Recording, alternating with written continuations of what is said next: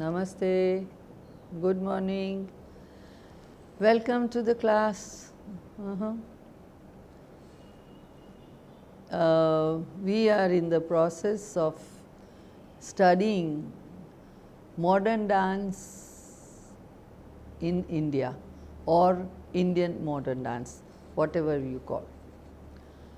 And away from the world of mythology and dance drama, from a strictly structured classical formats and traditional group works, there arose a solo talent in the suburbs of Bombay.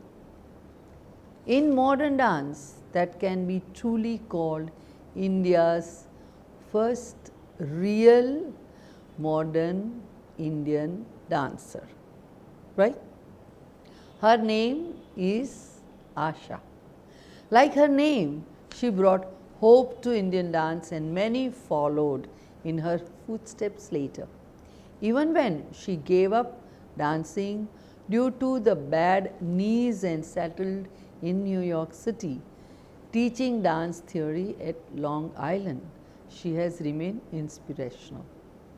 Asha Kurlawala, renamed Uttara Asha Kurlawala, realized early in her career that the need for a contemporary and aesthetically valid dance for India, an expression of the secular life for an entire post-independence generation yearning to relate to their rich cultural heritage.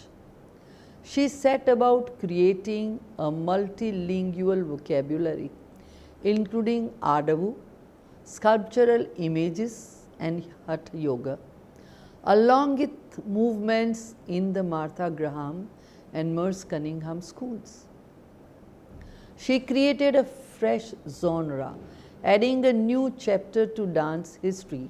She made possible a meaningful connection with the rich past through abstract but accessible body language. In incorporating multilingual movement vocabularies and electronic music, Yaksha Yakshi in 1970, The Winds of Shiva in 1984, she moved beyond modern into the post-modern dance movement and world dance. Now 25 years later, the Indian dance scene is creatively alive with dancers working in modern dance idioms initiated by Asha's pioneering work. Some well-known dancers she mentored include Ashtad Dabu, Bharat Sharma, Shaimak Davar, Sita Mani and Jay Chandra of the United Kingdom. Born in Hyderabad and educated in India and the USA, Asha has had an exceptional dance and academic career. After she graduated from Smith's College, she trained in an intensive scholarship program under the legendary Martha Graham. Then followed 8 years of studying, teaching and dancing in New York as a member of the Pearl Lang Dance Company, Matteo's Ethno-American Dance Company and Ballet Hispanico. In addition to these commitments with the established dance companies, whose repertoires included works by Alvin Ailey, Beatty, Lang and Sokolov, Asha worked as a guest artist with the avant-garde dance companies of Sunok Lee, Kai Takei and Reynaldo Agelandro, the dancers of Asian origin who worked bilingually with their national heritage and that of contemporary dance environment of New York City, and who, like Asha, are now recognized for their pioneering work in Asian American dance. In 1969 at the American Dance Festival, Asha also performed Yoni Rainier's historic trio A, The TOA, this rich mix of training and work with America's celebrated teachers and dance companies, as well as the avant-garde choreographers of the downtown New York, and whose works are later termed as postmodern, provided Asha with an understanding of varying modern, postmodern and new dance traditions. Additionally, in India, Asha studied with distinguished teachers, learning Hatha Yoga from the BKS Iyengar and Bharatanatyam from Kadirvelu and Thangamani Nagarajan, formerly of Kalakshetra. To project the application of modern dance techniques in the creation of fresh Indian dance forms, she formed in New York the Mandala Dance Theatre Company of 7 young dancers and herself. Asha brought Mandala to India on a 9-city tour in 1974. Meeting Swami Muktanand in 1973 proved to be a turning point for Asha, and as she was questioning many aspects of life, he gave her the answers as it were. So she renamed herself Uttara, and Uttara was also the name of the dancer in Mahabharata. Her company was called Uttara Dances henceforth.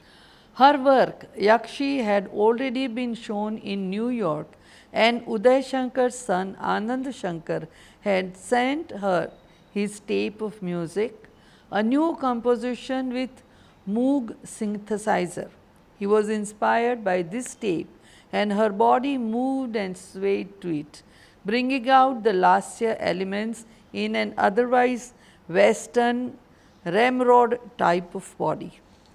Yakshi became the first postmodern work in Bharatanatyam and modern dance in 1974. Learning Siddha Yoga next, her body became fascinated by the structures of rasa. With her friend Nada Klein, she developed a work called Only I Am. Her dances were well meshed and merged, Indian with Western. A general culture writer of Madras, V.R. Devika, wrote, Angikam Bhuvanam goes the Dhyana Shloka in Sanskrit. Every dancer of every classical discipline in India has interpreted these words in movement. At the Music Academy, Devika writes, I watched a totally different interpretation. The idiom is unimaginable, modern dance, but the expression is essentially of an abstract Indian philosophical idea. The precision of her style becomes a moving diagram, that is yantra. The dancer has communicated, and I recognized Angikam. Quote Devika. A review in France of the same dance, say, Only I Am, opens with the unlikely sentence, quote, The moon and the stars shine brighter whenever Uttara Asha Kurlawala passes. With an astonishing mixture of the most diverse techniques, Uttara finds a perfect synthesis resulting in a unity beyond time, quote complete.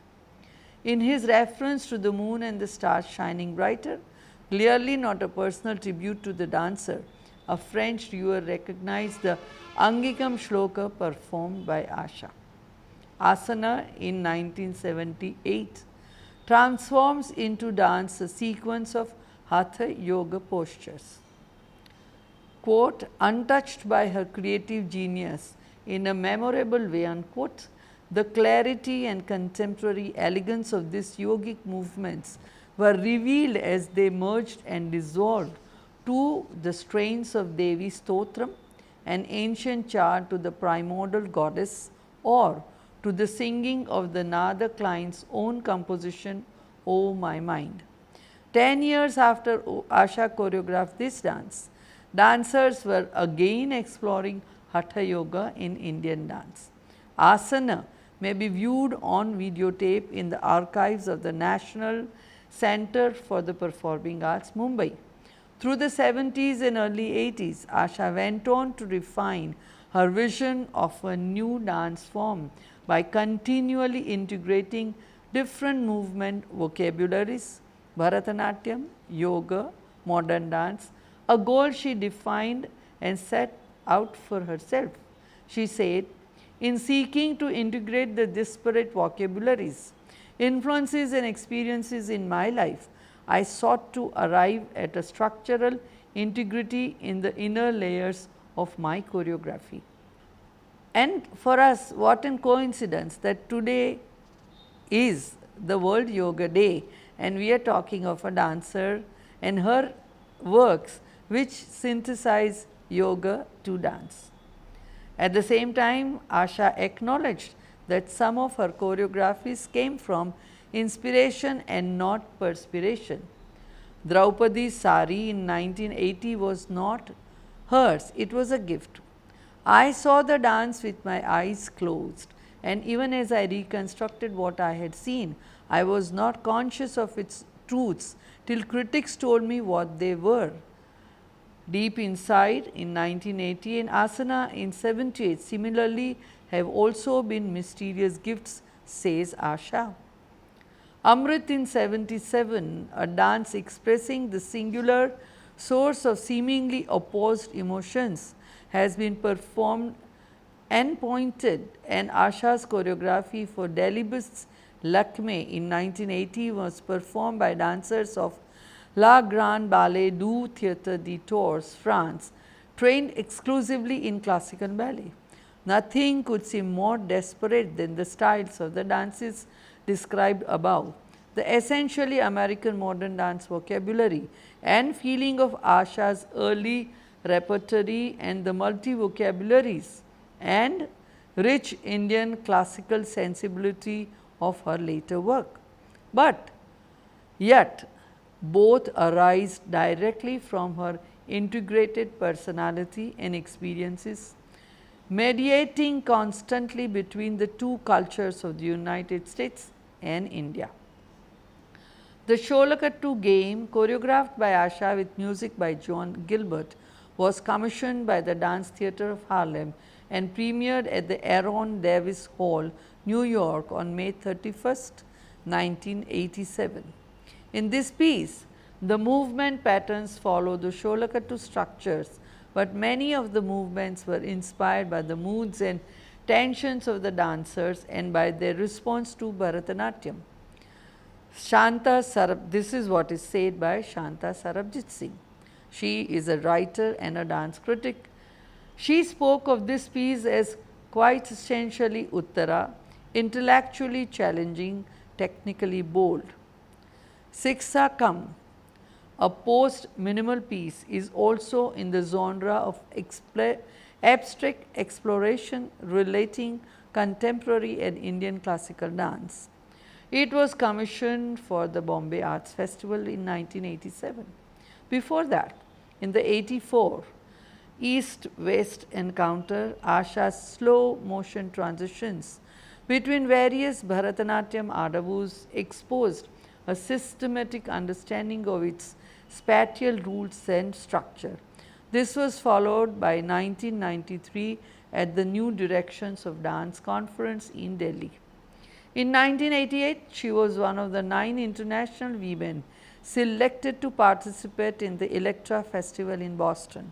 In 1992, Asha was invited to choreograph and present a solo to inaugurate the Hollywood star-studded opening of the Earth Summit in the United Nations General Assembly, New York. Her lone figure on the stage was projected against a giant screen behind and above her. In 1989 and 93, Asha restaged her work Shringara, a piece for you and the 3 dancers. The music, specially composed by Nicholas Naylor Leyland, involved instruments and stylistic elements from the various cultures that coexist in very close proximity in New York. The music included Radha Thomas's sensuous voice scatting in Carnatic jazz style. The choreography was constructed so that each individual dancer was offered the opportunity to participate creatively in developing her role, while the unity of the concept and close coordination of the activities were maintained. Program notes explain that the dance was dedicated to the first generation of South Asian young adults born and growing up in the United States between cultures and torn between conflicting value system. To date or not to date is their problem. The three viewpoints about Shringara, a woman's inner erotic life, are juxtaposed to present sequentially.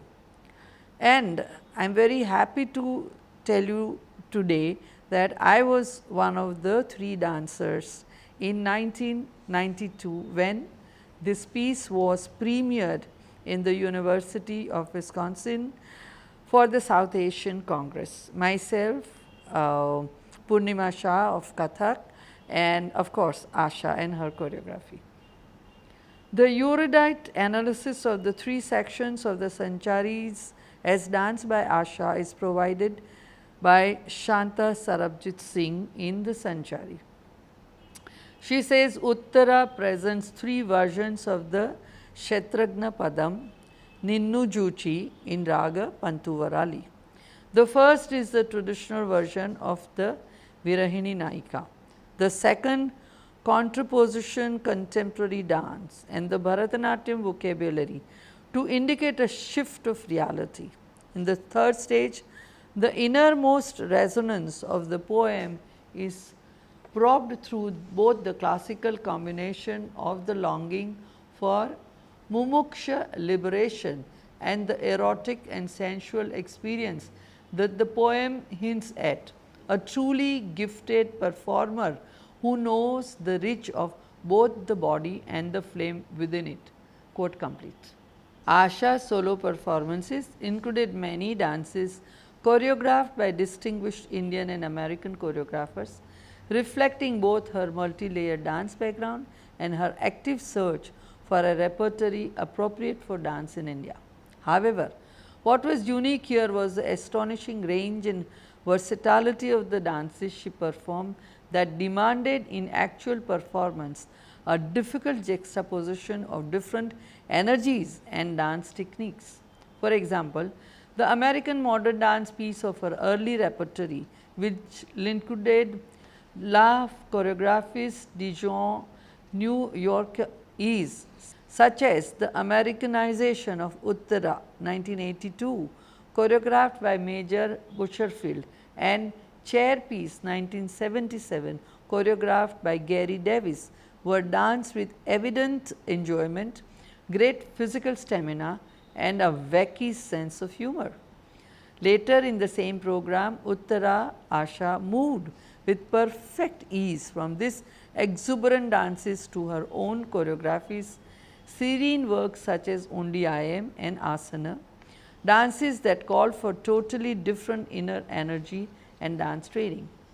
Uttara Asha's first solo program, Uttara Dances, presented by the United States Information Service in conjunction with local sponsors in an Indian dance tour of 9 cities during December 77 to January 78, included works by distinguished Indian as well as American choreographers such as Mrunalini Sarabhai, Anurag, Kathak Guru Mohan Rao Kalyanpurkar, Usha Sukta, Padma Subramaniam, Adi Kondanar.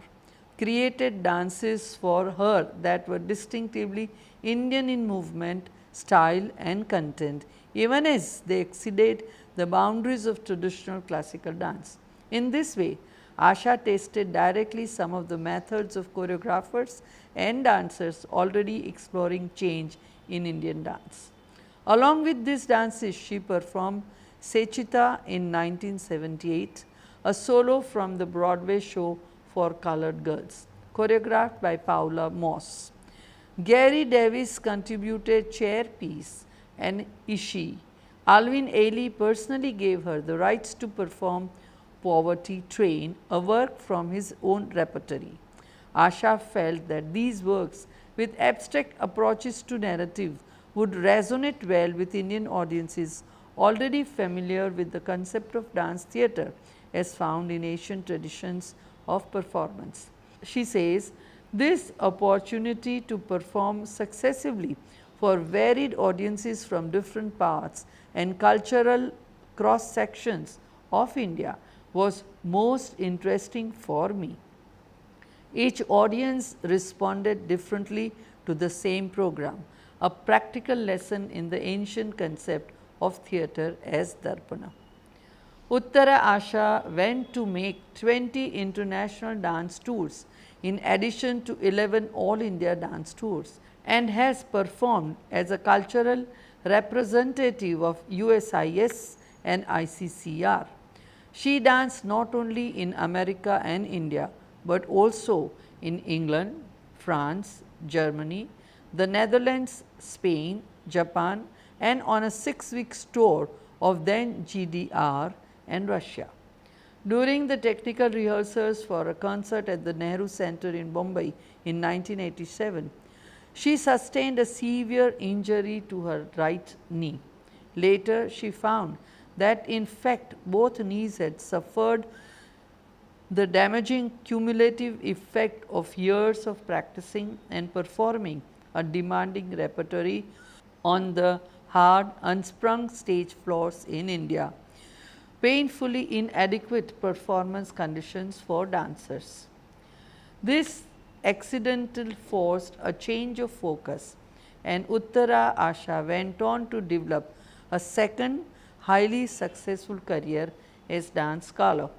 In 1994, she received the prestigious Graduate Research Award from CORD, that is Congress on Research in Dance, an American organization for dance research with an international membership. The following year, she was elected to Kappa Delta Pi, the National Honor Society for Educators for Excellence in Research. She is an active participant in CORD and sits on its editorial board and conference committee. As a visiting professor, she has been teaching courses at Barnard, Princeton and Long Island University, and sections of her doctoral thesis are prescribed reading for graduate courses in dance and theatre. She has a considerable body of published writing. In 1967, when Asha choreographed and staged Joyous Cosmology in Bombay, it was India's first modern dance performance with a group of local dancers, including the talented Ashta Dabu. She had trained. In 1970, when she choreographed and performed Yakshi in New York, it startled people who at that time could not imagine that American and Indian dance could meet at a serious artistic level. In 1974, this piece was elaborated into Yaksha Yakshi, which was performed by the Mandala Dance Theatre Company in major cities in India, on a tour that turned out to be a watershed event. The very term modern dance had to be explained constantly on that tour, as in those days dance was conceived of it as either classical, folk, filmy and popular. Today, this kind of work is labeled intercultural. With this tour, Asha's attempts to forge a new dance form for a new India coalesced into a dance expression of contemporary secular life. Uttara Asha was recognized by the national press as India's first modern dancer. Thus, despite much initial confusion and skepticism, this tour in a significant way fulfilled its purpose. It was not until 1984's East-West Dance Encounter in Bombay, where she worked closely with George Leshner, who consulted her for his curating and artistic decisions, that contemporary Indian dance was recognized as a movement. Uttara Asha was a phenomenon when she exploded on the Indian dance scene first in 1973 and again in 1974 with her dance company, followed by frequent performance visits, workshops and dance tours in the ensuing years. Her performances resonated for an entire post-independence generation yearning to relate heritage and modernity. Uttara Asha demonstrated that this could be done. So strong was the rapport she struck that her ticketed dance concert in large auditoriums all over India were invariably sold out. By her pioneering efforts, she created a modern dance awareness and ethos in India and opened the way for an Indian modern dance. This is a role envisioned for her by her legendary teacher Martha Graham, who clearly saw in Uttara Asha the creator of modern dance in India. However, her choreography has travelled further into postmodern and world dance as well as Indian new dance. Uttara Asha's career and her place in Indian dance is very aptly described by noted writer and dance critic V.V. Prasad, who compared her impact on modern Indian dance to that of Sir C.V. Raman on modern Indian physics. When I saw Uttara Asha perform for Kaladharmi in Delhi 5 years ago, I said she was India's contribution to modern dance. Now we can say that equally she is the world's contribution to Indian dance. Let us look into another dancer who is Indian and who is modern dancer. Rare, another Parsi like Uttara Asha Kurlawala. If one Parsi talent of Bombay, although born in Jamshedpur, made meaningful inroads into modern Indian dance, it is Ashta Deb. Not using much of Ney traditional dance language, he has made his own place under the sun. His show for President of India in Stockholm proved how he had reached far and wide. Despite attempts at pigeonholing, Ashta Debu is a dancer who defies easy definition. On one hand, there lingers the image of restless 21-year-old who hitchhiked his way across the world, impatient with the absence of any contemporary edge in the dance he saw back home. On the other, there is his impassioned declaration that he never would turn to the West to rediscover his East. That is, in fact, Kathakali and Kathak remain important signatures to his flamboyantly hybrid art that draws from classical ballet, jazz, Martha Graham, Pina Bausch and Japanese folk. On one hand, he seems to fit into the archetype of the solitary seeker on a lonely but fiercely independent journey of self-exploration and discovery. On other, he is the dynamic collaborator who has initiated work with a spectrum of creative artists, actors, puppeteers, Dhrupad singers, deaf performers, Thangta artists from Manipur, in his effort to rise out of the potential ghetto of the creative isolation. On one hand, he is the iconoclast, the chronic subversive, flouting the synetic dogma of varied dance idioms, brazen, unapologetic in his refusal to leave in any purist cubbyhole. On the other, he is the syncretic integrator, committed to evolving a composite lexicon of movement from his experience with varied dance vocabularies a long time before postmodern became marketable. It is clear, however, that when the Sangeet Natak Academy Award for contemporary dance was conferred on Ashtad a few years ago. It was in belated recognition of his contribution to the field.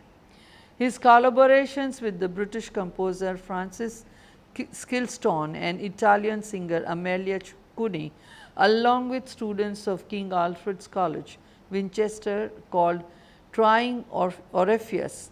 It explored the theme of Orpheus as shaman. It was the brainchild of Silkstone, who happens to be assistant professor of music at King Alfred's College. Ashtaz has also worked much with deaf students from the Action Players Kolkata to participate in an international festival for the deaf in Washington DC in July in 1986. I have been with them since 1986, mainly because of the reciprocity involved. They are keen and dynamic and enthusiastic. I do not find that kind of energy and willingness among many other young people, which explains why I do not have any regular dance students, in addition of course to the fact that my performance schedule does not permit it, says Ashtad. Collaborations excite him. Of course, the funding angle remains a source of frustration. Despite these limitations, he has worked with 8 Manipuri drummers for a 30-minute commission work, and that in turn has led to an enduring interaction between all of them. It is the sustained nature of this kind of relationship that makes collaboration work worthwhile. He has performed with the President of India in Sweden in 2015, the only Indian dancer to do so. Thankfully, he has never really felt the pressure, although he has always resented the fact that he was not able to present a new production more than once in any Indian city.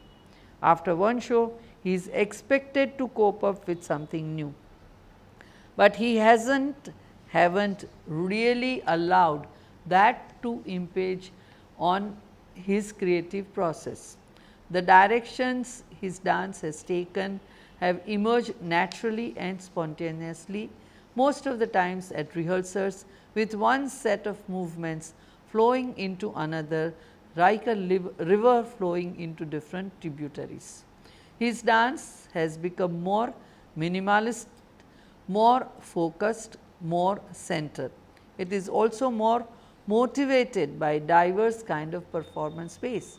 He is also very bored with the conventional proscenium stage, and though his work has always drawn from various idioms, there is no question of his Indianness having intensified or diminished at any point. He has never felt uprooted from the context. Of course, Ashtad says, my work keeps changing, but has been able to evolve my own signature. When Ashtad started out in late 1960s and early 1970s, he was dissatisfied because there was no evidence of any modernist trend in Indian dance scene other than the work being done by Uttara Asha Kurlawala. She can be hailed as a path breaker because at that point all Indian dancers were doing classical stuff. Today that has changed considerably in different parts of the country, but he still feels embattled in Mumbai. Yes, there does seem to be a fair amount of ferment in the other art forms. The visual art scene is interesting, particularly the exploration of space that is taking place with the installation art. Poetry seems to be carving out its own niche, and English theatre does seem to be looking up, but from the dance point of view, Mumbai is still dead, he feels. He just can't think about dance here. I do finish my work here, but the creative process of initiating new ideas or even thinking about dance happens outside this city. Even my collaborations have happened largely outside Mumbai. While my family and friends bring me back on a regular basis, I do not really feel any artistic allegiances to this city. I do have an audience here, but an artist needs other creative, financial and infrastructural inputs in order to survive, and those are sorely absent, says Astad. There is greater maturity with age. Smartly, Astad doesn't simply prance around the stage. He says, my energy has become more concentrated, less dissipated. When I performed for the Sarabhai festival in Ahmedabad, several viewers, including Dashrath Patel, told me that the kind of work I was doing was something only my body could do.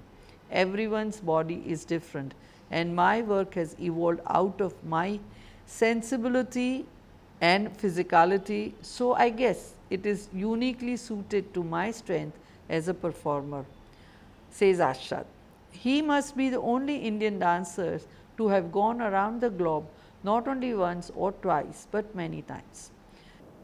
Ashad says he would like to take a year off from my performance schedule and do a little rethinking and reflecting. But after 32 consecutive years, that is also a very scary decision to take, particularly in view of the fact that performances are planned at least a year in advance or two in advance. Besides, the response that he is getting now from viewers suggested that the work is moving to another level and that he is able to transport the audiences there as well. It would be difficult to take a break at this kind of creative breakthrough juncture. But yes, his body is beginning to register its first aches and pains now. My knee has started giving pain. My brisk walk has come to an end. One doctor actually advised me to rethink the way I moved, while another offered an opinion that was less dire. So, hopefully, I will soon be as good as new. I guess I was just plain lucky not to have had any physical problems until the age of 54, and I still hope to be dancing 10 years from now, because while I enjoy the process of choreography, it is dancing that gives me the real high. Ashtas has carved a niche for himself. He has been a subject of many films and studies, but at heart remains a simple Parsi boy born in the steel city of Jamshedpur with no art or dance around for miles. He has worked very hard to reach pinnacle of success. His quest has been to initiate or be part of a movement engaged in more exploratory ways of looking at dance. Today, there are more than a dozen groups in the country involved in creating innovative work, so there is a certain sense of satisfaction. Besides, he also finds greater levels of acceptance today from the cultural mafia and the general public. The press has also played its part in validating contemporary work, except one or two dance-devoted critics like Ashish Khokar or Shanta Singh. But it is sad to see that audiences for dance are diminishing, especially in Mumbai. There are many who tell him shouldn't feel bitter about the dance scene because I've already been there and achieved a great deal. But in his own eyes, the past is behind, and he is always aware of all that he would like to accomplish. That's Ashtad. Thank you.